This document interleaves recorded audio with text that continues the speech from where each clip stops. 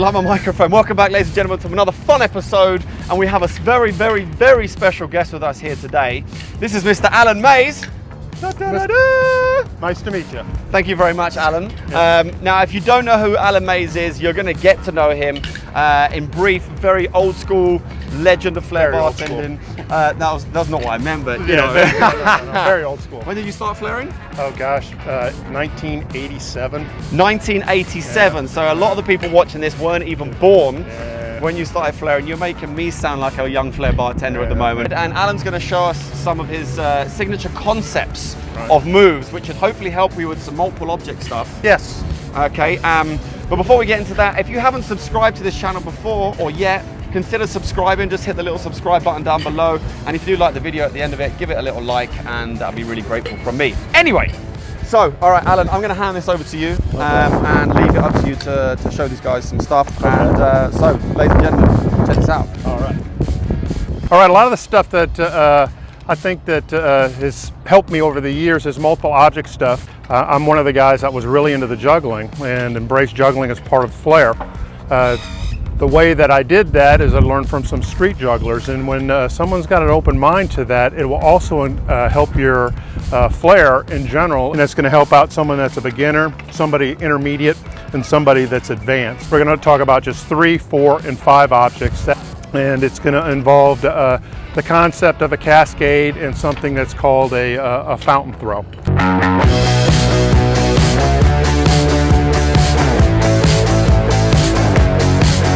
If you associate as units of time when those objects go up in the air, it helps when you're doing more objects. We'll start with the simple stuff and we'll build up.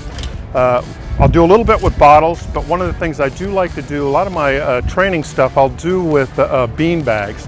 In fact, that's actually something I've heard Tom talk about in some of his teachings. It works out really well because it represents units of time. What I tell people is you can do this, you can juggle. Hits its apex and you throw. Hits its apex and you throw. Pretty much everybody knows that. But the concept with this is 3 will cross over, which is a cascade. 4 will stay in the same hands, okay? They're fountain throws. It's the same thing with the bottles. When you turn sideways, you really get that good look of it that way. But it's just 2 in one hand, 2 in the other hand. Get them going at the same time. Not that big of a deal. If the one of them higher, then you're instantly into asynchronous right there.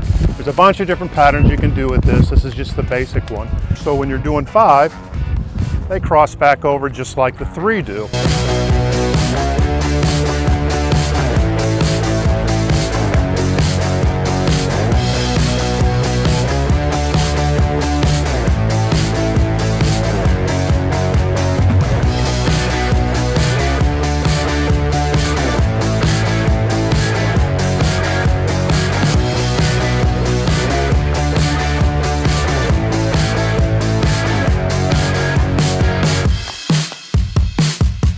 A great way to learn it is you do 3 up high like this, which is form of a flash.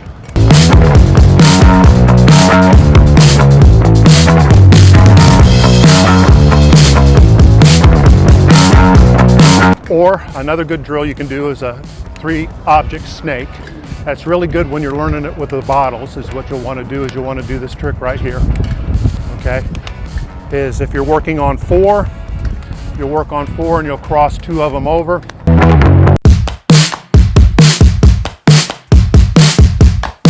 Four, cross 2 of them over, back into the 4.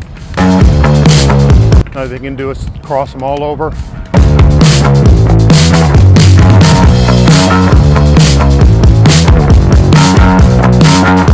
Cross them back over.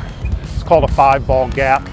It's also be a 4-bottle gap. You could do it that way. It makes it easier to hit this. Okay, so those are just basic patterns. Now obviously if you're going to do 6, it's an even number, so it's going to be 3 in one hand like so, and it would be 3 in the same hand like so. And you do it together. I got 5 balls here, but it would look where you get it going like that. 7, odd number, it's going to cross back over. If you're into multiple objects at all, at least learn the basic patterns. But if you learn them as a training device or something that you can build on, what's going to end up happening is you're going to save an enormous amount of time. And when you learn these concepts and these methods, when someone shows you a trick, it doesn't take you very long to learn it because you've trained your brain to process things much faster. That's the biggest thing that I could say that's a takeaway from this. Just jumping in real quick, it makes perfect sense. I used to train 3 bottles with 3 balls as well, and it helps with your patterns. Knows what you're talking about. Very, very simple, okay? It's the same thing, you carry it over with the bottles. Very, very simple. All right, now the one thing is you're gonna have to learn how to stop. Lobster claw catch is probably the best way. It's not the only way, but it's a good way to get started. Once you do that, you'll learn how to stop with this side. Obviously, then you're gonna always wanna learn how to balance it out. I've always been really big into drills, and I've always been really big into working both sides. Not only does it work both sides of your body, it works both sides of your brain. It's very, very important, especially if you're going to get creative and you're going to be more into the jazz side of Flair. What you're doing is you're training your brain to go back and forth, and it's something where you can do things more spontaneously. But now with the 4, it's the same thing, that lobster claw catch, which is like this. And what's going on, really, really simple, is when you catch that, I'll catch this first bottle like so, okay, and then I'll catch this in there like that. You'll want to learn that. That's the lobster claw. This is something that's really valuable also, is you start learning different ways to catch the bottles, especially when you're doing 5 and 6 of them. It's just as much as the catches as it is the throws. The throws have to be extremely accurate, but the catches also have to be accurate.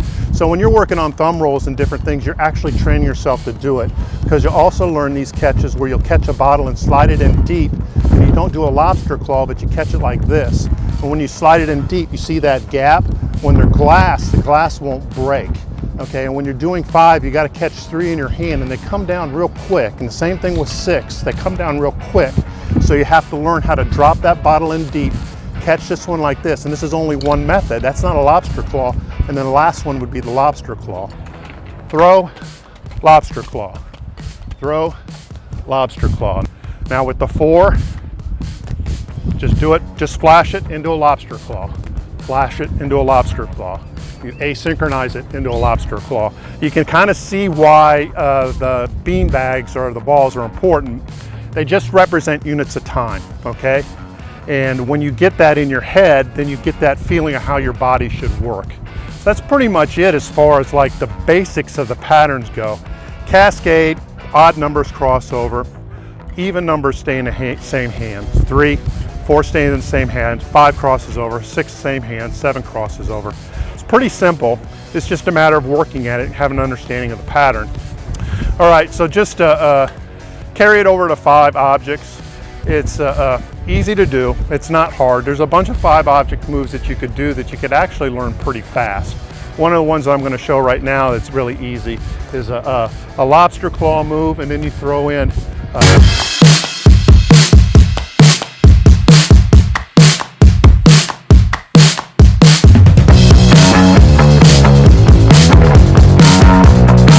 and the whole key to that is just getting the lobster claw move down. Now the cool thing about this is if you look at it and you understand the concept and the method, you can throw this around your body any way you want. You can make rotations. Lobster claws are going to come in like really handy there. It's also going to come in really handy if you bury one and catch that next one like that. And that's with the 5 right there. In order to do the 5, one of the things you're going to have to do, going to have to be used to the objects that you're throwing. Every bottle is going to be a little bit different. These rubber ones right here, they'll bounce a little bit, but you get accustomed to them. Big thing about the 5, catching them. Catch that first one deep, put it in deep. Catch that second one, not lobster claw, but like that. Catch the third one with a lobster claw.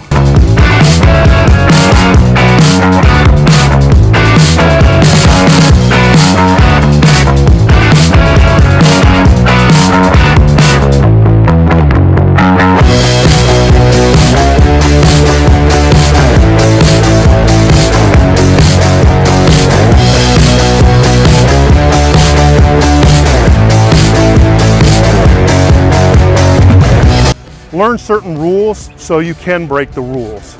Don't get just locked in on one thing, and definitely don't get locked in on the juggling, but don't dismiss it, because if you're into the multiple objects, it's something that's going to save you an enormous amount of time. Gentlemen, that was Mr. Alan Mays. I hope you enjoyed this video. I hope you got something from the concepts which Alan was talking about. We spoke about it beforehand, and I mean, you can go on for a long time about how you can develop your flair using these concepts and multiple objects, especially in 3, 4, and 5 bottles. So give it a go. Let us know how you get on. Put it in the comments box below. If you ask any questions about what Alan's been showing you. And Alan, thank you very much. Tom, thank you. Once again. Right, yeah, that was awesome. One of the things that would be really cool seeing, and I know I'm going to see it, is I'm going to see the kids that are doing 6 and 7, maybe even 8 bottles. I know I'm going to see it. And that's something that somebody, start doing it. Ladies and gentlemen, thank you very much for watching. Thank you very much, Alan. Thank you, Tom. Until next time, we'll see you then. Yeah. When you hit that, what ends up happening, got a little one. What you do is you get it so it helps you dial that in. So, and I can't tell you how many times that happens when I try to practice out in the park.